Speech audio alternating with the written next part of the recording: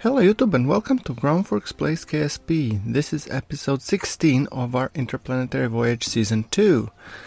And as you have guys previously seen in my series of Kerbal engineering, how to build a space station, I have shown detailed steps in how to design, assemble and launch the space station together with some tutorial on orbital rendezvous and docking. Today we will be launching that station into the orbit, more specifically its core components.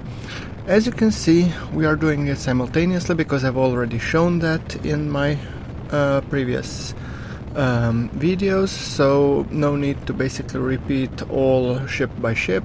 So this is accelerated for components. On the top left we have the core top component, on the top right is the core bottom component, and below are the main axle, left and right respectively. Okay, so standard launch, we will be launching it in 95 kilometer orbit, so low Kerbin orbit, just to make sure that we are slightly below Kerbin Orbital Lab, because I don't like things being crowded, you know. Okay, sound provided is from the core top, as you have probably seen, because that one is least accelerated and just the first one I was using, obviously. And that one has the shortest launch because that one doesn't need to be docking with anything. So that one is just launch and let it be. The other three waited until the core or until the station came into the favorable position in the orbit, then started to burn towards it and then perform the docking. So, okay, that thing in mind. Once again, if you haven't seen how to design, plan and assemble, I recommend that you check my tutorial. I will put it in the card that you will be able to see right about now. And yeah, so that pretty much would cover how to design it. And also, I know some of you have been requesting that I play stock. Guys, I really enjoy playing with mods. I might consider doing some stock series or something in the later future, but right now I'm just not done telling the story in terms of Interplanetary Voyage that goes with mods. And the episodes of Kerbal Engineering, the one where I'm actually developing various craft, are designed to be basically created using the same mod list, so the same mods are being used, because rather than me showing you like 40 minutes of me designing a ship, I have decided to have a separate series for those people that are more interested into the ship design, how you plan them, how you design them, how you balance them, etc., while keeping the core Interplanetary Voyage mainly about the voyage rather than the construction. Of course, there will be some minor construction things to be done, like I did Alcubierre drive probe in the previous episode, because we also need to do some testing, etc. So, oops, and we had a minor explosion on the core bottom component, but no matter. And yeah, now pretty much all of the station components are going into the docking mode, and soon enough they will be performing docking. I can tell you these core axles aren't exactly the world's lightest thing, despite of them being well balanced, but still, I mean, they have very huge mass and very little thrust, so they're kind of bulky and hard to maneuver, and in some cases not even 100% properly balanced, so yeah. Anyway, yeah, so there will be more cool stuff coming, even though the core station design miniseries is done, but more Kerbal engineering episodes are coming. And if you have probably noticed, you might get maybe even a hint of what will be coming, but I won't be spoiling it just now. I'll just say there will be some really cool things. minor but cool. Okay, so the reasoning why I have chosen to design this, or not to design, but to launch this station into orbit and design the whole How to Build a Space Station series. Well, first of all, there were many requests in terms of how to build a space station. The second thing was that our carborundum tanker, or our collector, which is now in the orbit around the Sun, needs to collect enough carborundum to be able to, for our ships to dock and refuel and then use it as a fuel from Kerbin onwards into the interplanetary space. Now, carborundum is hard to obtain, but it's otherwise it would be a very OP fuel because it has high thrust and high ISP. So it's sort of like almost interstellar fuel. So the main reason is this station will contain all of the types of fuel that I might need. So once I get my ships into orbit, the idea is that I would be able to basically dock with this station, refuel for any planet that I really want to go to, and this will especially have more effect on the planets that are towards the outer rim, but for which we will need a lot of delta V, and every ounce of fuel counts. Okay, that being said, in this episode we are launching the core and we are assembling the core. As you can see, the core top and bottom are being docked right now and the axles are coming together. Note, I did this in sequence rather than all together because it would be just too difficult all together. So I first connected the bottom to the core, and then I connected the axle 1 and then axle 2. So you have it sort of tiled sequentially. But I'm showing them at the same time because I've shown it once already. Okay.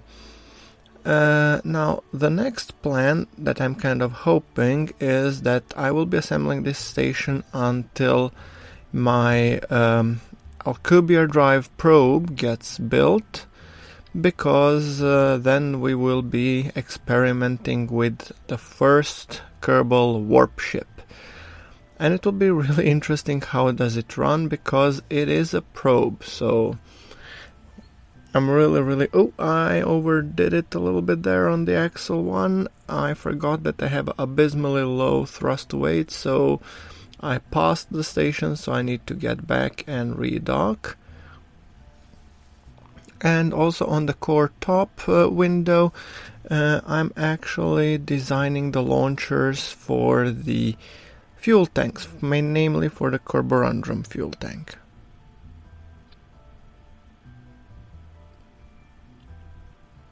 Putting on a fairing.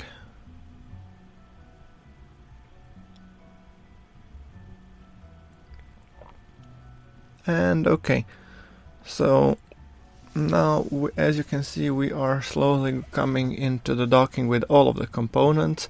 Core axle is almost done, core axle 1 is coming, and the bottom component is coming into view. I mean, you can already see how the other two will go by looking at the core axle 2, but yeah, I figured, didn't want to skip the content so you guys can see and have it all. And I think this 4 accelerated screens does have some merit to see what was been going on. It's sort of like, you know, snippets of the things I've been doing, like off camera, or, well, not technically off camera, but yeah. Okay, great. That being said, let's check our Kerbal construction time and get those all components built. Okay, and we have docked core top to bottom. We have docked the core axle 2 and now the core axle 1. The core axle 1 was really a tough one to dock because at the time when I was docking it, the station was rotating. So imagine docking to the station that is currently rotating, so you have to adjust for the drift and stuff. Okay, as you saw, the station core is assembled, and now it is time for us to actually do the supply ship, because as I was designing the station, I have noticed that our Kerbin Orbital Lab 1 was running low on food. And that, guys, pretty much means we have to have a resupply mission. Now, I want the resupply mission craft to be as simple as possible, so it doesn't take too long to build, so that I can actually launch it, dock it, and call it a day, ensuring that our Kerbals that are currently on in the Kerbin Orbital Lab 1 have more or less enough supplies to last them a little bit longer. Okay.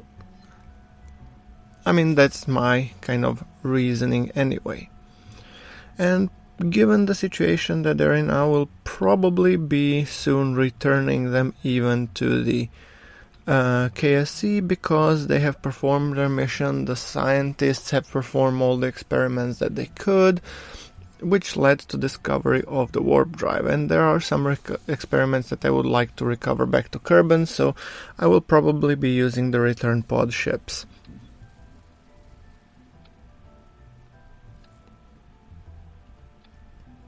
Okay, as you can see, mainly food, but also other supplies. RCS thrusters, now it's super important to keep this balanced. I didn't want to think where I will be docking it. Will I be docking it on the regular port or on the docking port senior? So that's why I put one on the top, one on the bottom, and then we'll figure it out on the fly.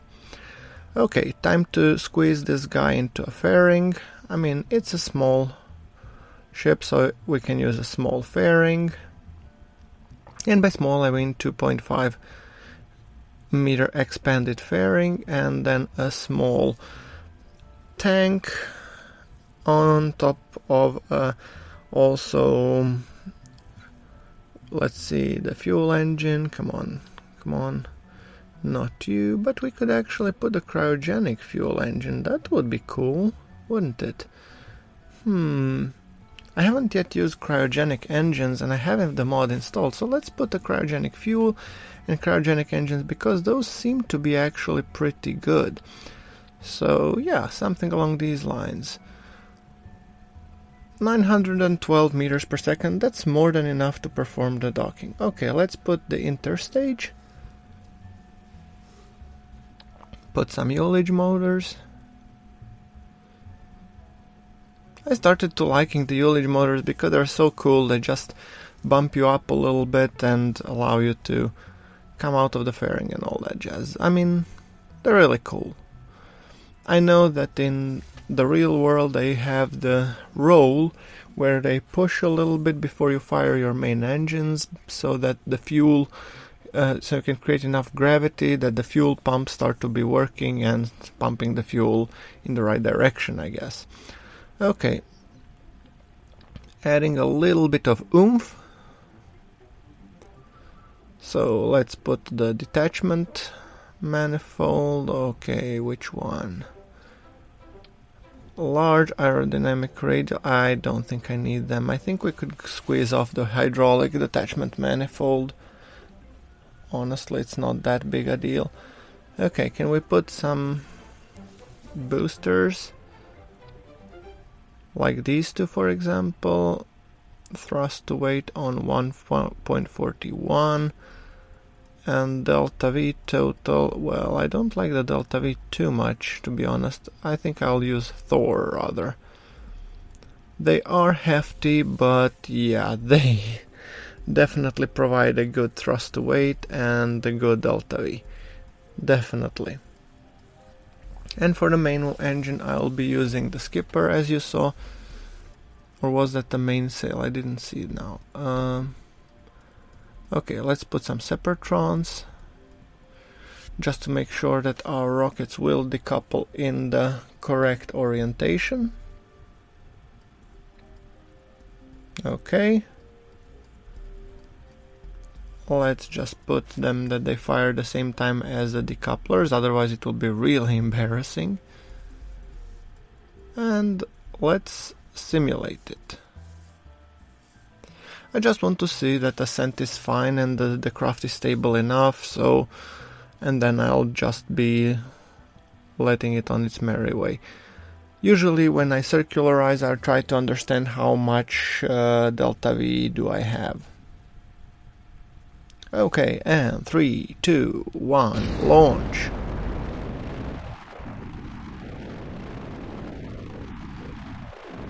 Going perfectly on ascent.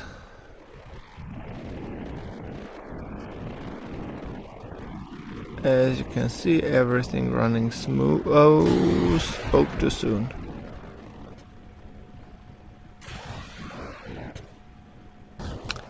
And firing up the cryogenic engines, and as you can see, our boosters are spinning like crazy, creating a new form of Kerbal art. We get a booster copter. Well, I guess that means back to the drawing board.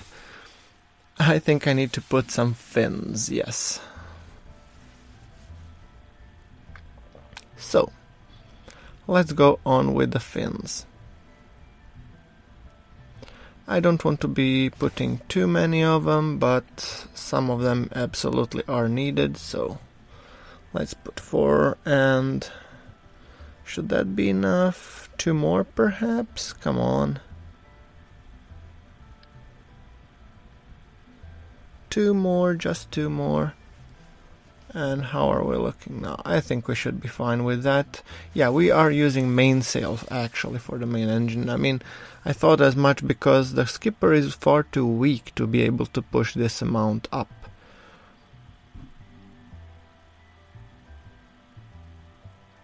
Now then.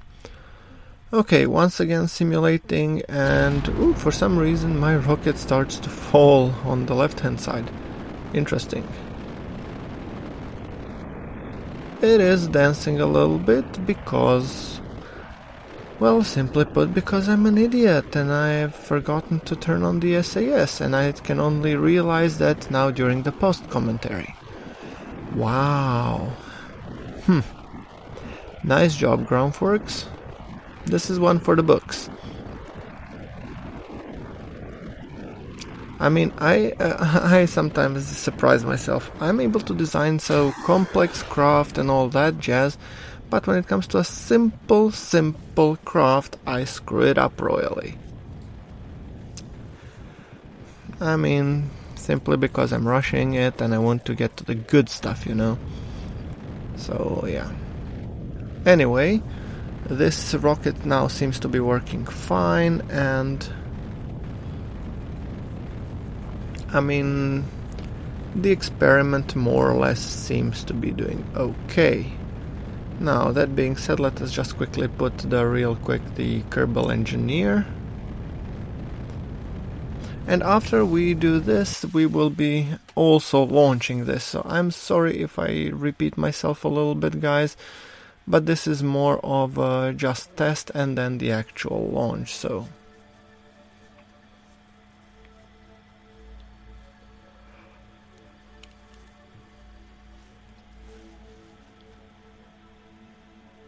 Okay, ditch the fairing, and I'm struggling to get to the Communitron to extend it, but okay. Come on, yes, thank you. Pointing the rocket node prograde, and let's just burn.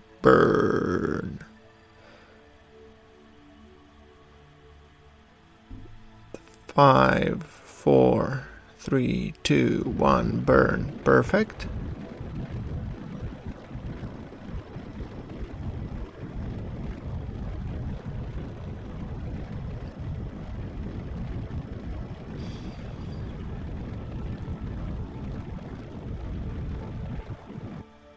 Okay, Ullage motors, see how cool they are? And now cryogenic engine, look how beautiful it is. That's a shame really that I have to ditch it right away. I mean, it's just a test, so I'm just testing it here to see that it works as intended, so... Okay, I'm happy. Let's revert to editor,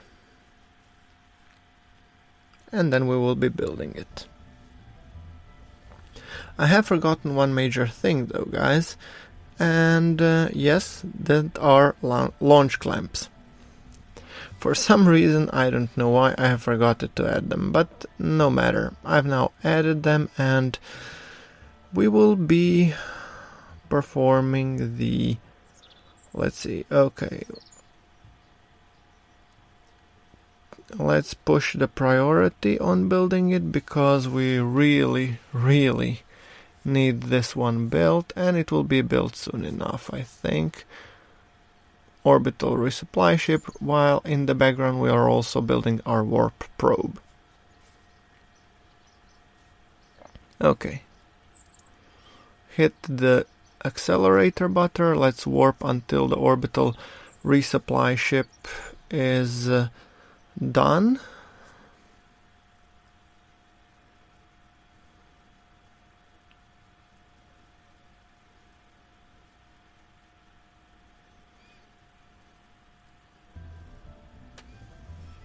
I had, by the way, guys, some problems with the design for some reason. I have no idea why.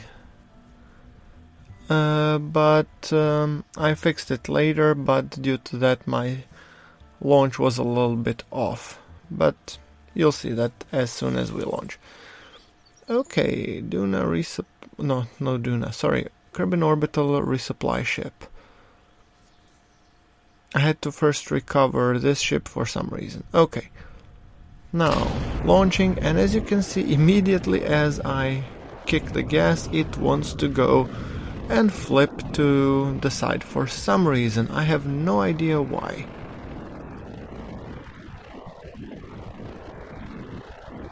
However, I managed to actually start it up in the correct sequence, and it goes the right way. So, I mean, no harm, no foul, but the moment I launched it, I saw it was started to tip over, as it had some sort of a momentum. I don't know, really.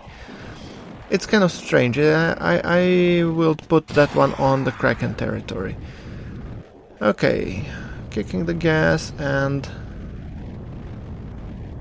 I am sorry, but this is second time repeating, but the first one was a test. The first one failed.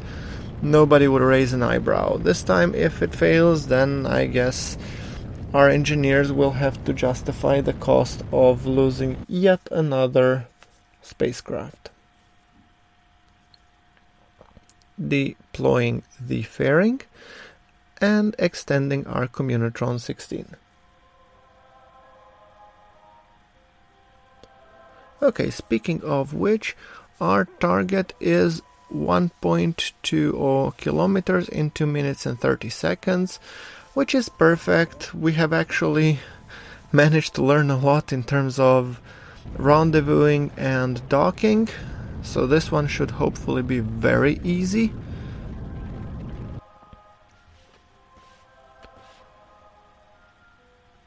Okay, waiting a little bit more for the rest of the burn.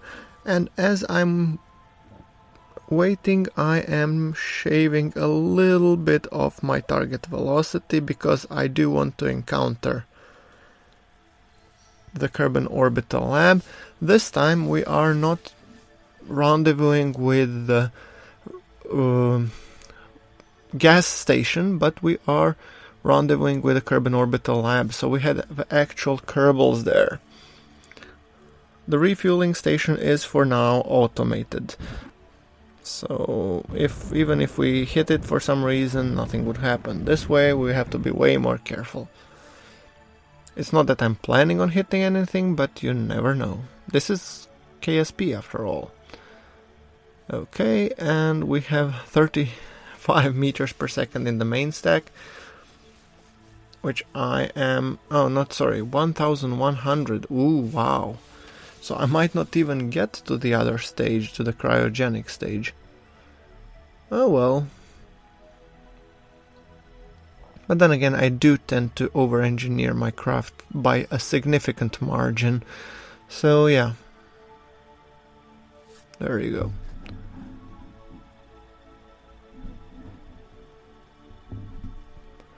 Okay, waiting. We're going 300 or 400 relative to the target. Now kicking the gas. Reduce it to 300 and our retrograde markers are aligned. We will be passing within 1.2 kilometers of the station.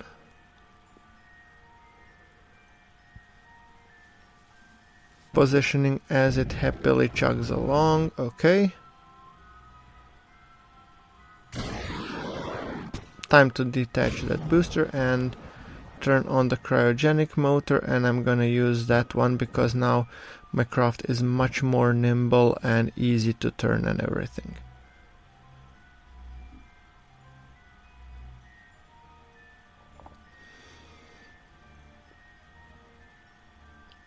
Okay, 10 kilometers until we rendezvous with the station, and we're going at rough velocity of 111 meters per second. So we will be encountering that in 70 seconds roughly. During the whole time I'm keeping my 2 retrograde markers aligned.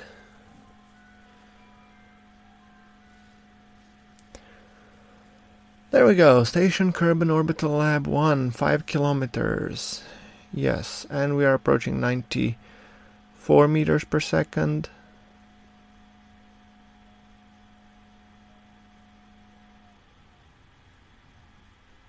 Okie dokie. And it should be entering physics range as we get our hiccup. And yeah, now 1.7, 1.6. I mean, our target velocity, we are coming in a little bit hot, but then again, I have confidence in this stage that we can quickly shave off enough, and we have already slowed down significantly. Okay, now nothing to do but wait.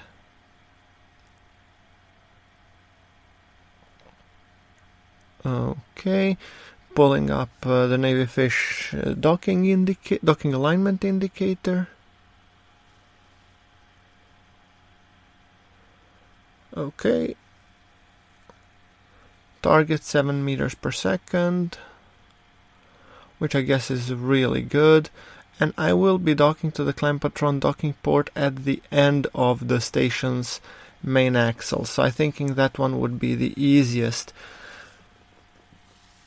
So I will be ditching the fairing as soon as we come closer.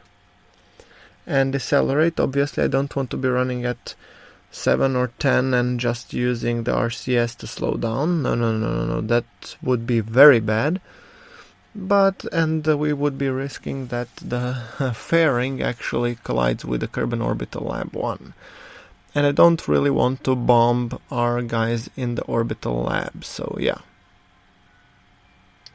Okay, target 0.2 and outwards, which I think is good, so we don't have to worry that much in terms of debris hitting the station. Okay, we are aligned, and just to position all of my whiskers properly, and let's go. By the way, guys, we are coming on the 29-ish minute mark, so as soon as we dock I will be calling this for the episode. So yeah, be sure that you leave a like or a comment if you have some suggestions. Your feedback is always important to me, so yeah. Okay, we have already aligned for the docking, just need to align, well, horizontally, but with respect to the vertical axis.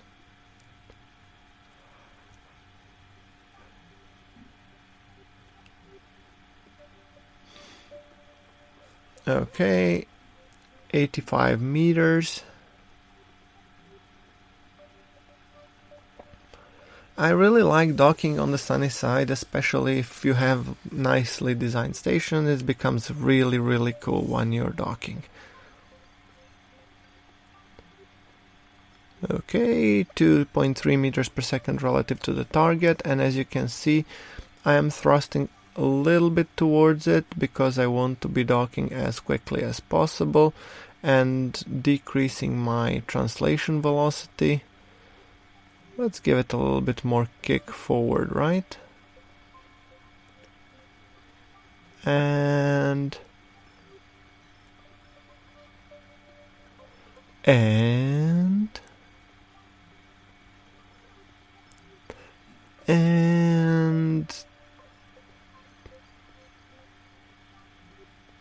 docked. Wonderful. Okay, Mr. Fister, Mats and Naily Kerman are definitely looking forward to some snacks because they've been on rations, so yeah, you can imagine how much that sucks. So just transferring all the supplies to them. Oh, this station really looks beautiful. I mean, it's not entirely planned, it grew kind of organically, unlike my refueling station, but still it looks pretty nice. I'm pretty happy how it looks, especially the cyclotron and the other experiments section. Okay guys, with that thing in mind, once again, thank you very much for watching. Like the episode if you like the episode, hit subscribe for more KSP content that will be coming soon, and until the next episode, thank you very much for watching. This is GrunfWorks signing off from the Kerbin Orbital Lab 1.